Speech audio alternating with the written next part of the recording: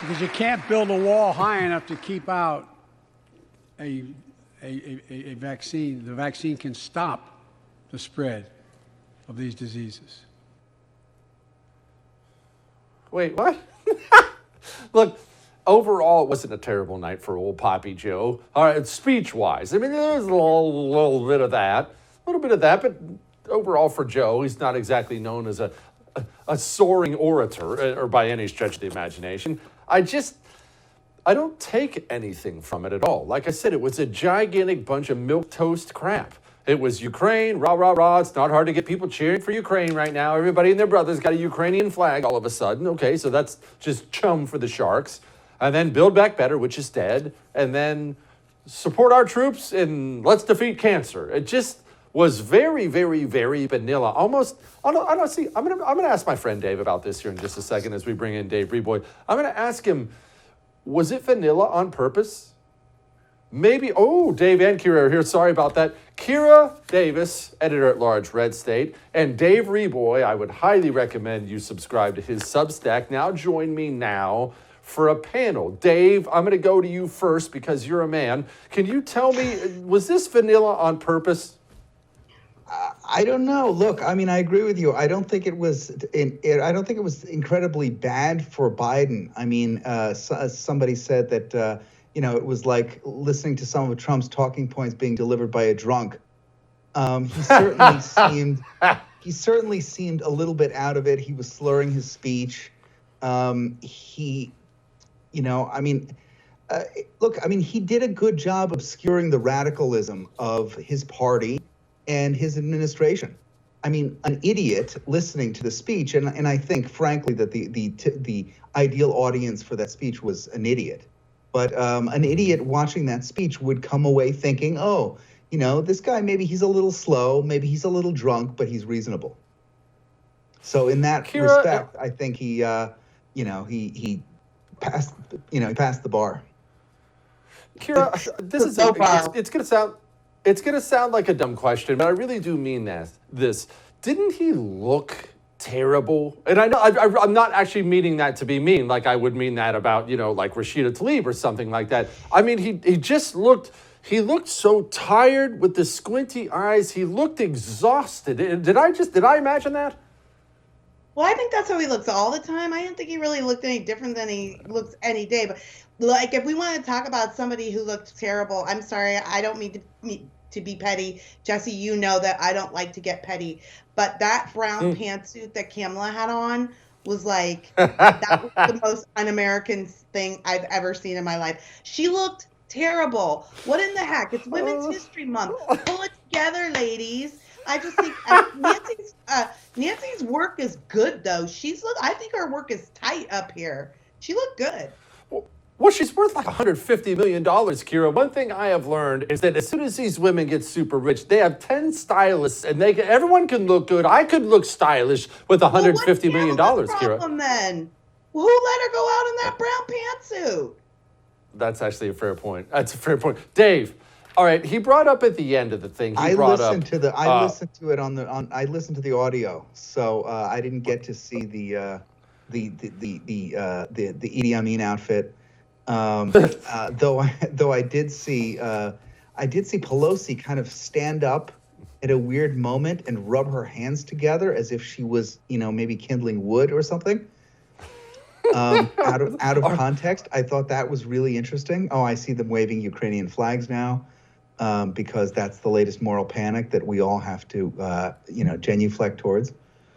So, all right, Dave, I'm sorry. Let me ask you this. Yeah. No, it's fine. Let me ask you this. Towards the end, actually, I'm going to ask you both this. Towards the end, Joe Biden, this goes to Dave first. Joe Biden really went, in my opinion, as vanilla gets. It was, let's cure cancer and support our troops. You know what I mean? Let's take care of the veterans kind of the thing.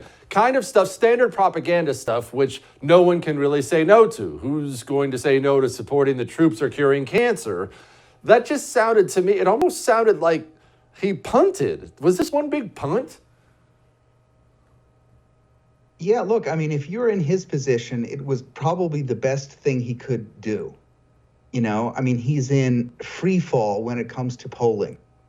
Look, I mean, I think that the cynical move to sort of disappear COVID, right before Election Day, coming from the party that is known for lockdowns, for absurd masking and COVID Karen hysteria, is pretty rich and it's pretty cynical. We'll see if they get away with that, or we'll see if the voters have a long memory, come November.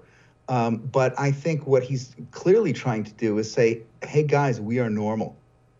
There was no, there was no mention. I think there was no mention of America's horrible legacy of racism. There was no mention of the terrible white supremacy on which the country was founded. All of the usual rhetoric, and in fact, he went out of his way to I mean, I thought the part when I almost threw up, frankly, when I heard him talking about, our being, that we're too divided and we need to unite and come back. I mean, this is the most divisive SOB who's been in the White House for generations. I mean, maybe he gets a little bit of a pass because he's senile, but still, I mean, he's a nasty old man. And for him to get up there and say this stuff, I don't know. I understand that people, get up there for every State of the Union and they go and they lie and all this stuff, and it's fine and it's politics. But it's really hard to stomach coming from this guy, especially talking about unity. I mean, this is a guy who, has weaponized the national security state against our own citizens when it comes to, using January 6th as a pretext to fight the war on terror at home.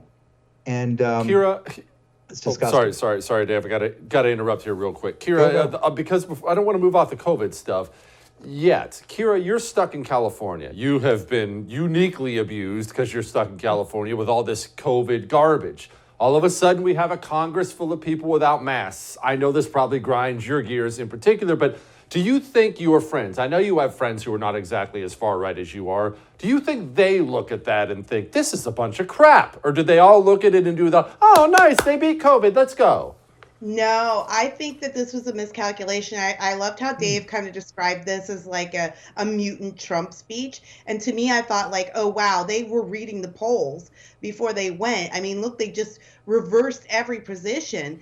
But no, believe me, parents know that here in California, they watched the president walk into this hall full of people, this room full of people, maskless, everybody maskless, after he made this big show of walking alone across the White House green in a mask. And we all know, Jesse, that tomorrow morning our children are going to school with masks. Our children are still masked in California. We all know it. We all see it. And here's the other thing. For you, people like you and me and Dave, we see the hypocrisy, right? We're like, this is ridiculous. This is hypocrisy. But for people like my friends who lean left of center, or even a lot of my very liberal and progressive friends, they see what the Democrats are doing right now and what Joe Biden is saying as treasonous. Hey, thanks so much for watching The First on YouTube. If you liked what you saw, go ahead and like and subscribe. You heard me. Like it, subscribe. You'll get a lot more of it and a lot more of me.